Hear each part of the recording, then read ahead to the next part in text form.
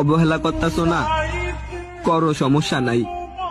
আরে আমার জান, যখন ময়রা যামু তখন অনেক কষ্ট পাইবা, কিন্তু আমারে পাইবা না আর।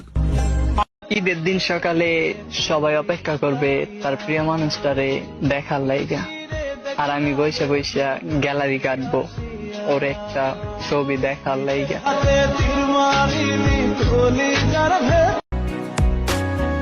জানগো, আর করো না অবহেলা, আর 10টা ছেলের মতো মিথ্যে নয়, সত্যি ভালোবাসি তোমায়।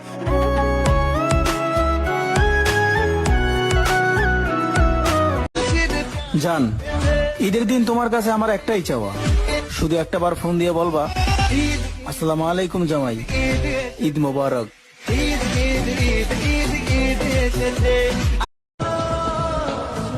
জানগো, তোমাকে আমি এতটাই ভালোবেসে ফেলেছি যে তোমার কথা মনে পড়লে এই মনটা শুধু তোমার কাছে যেতে চায়।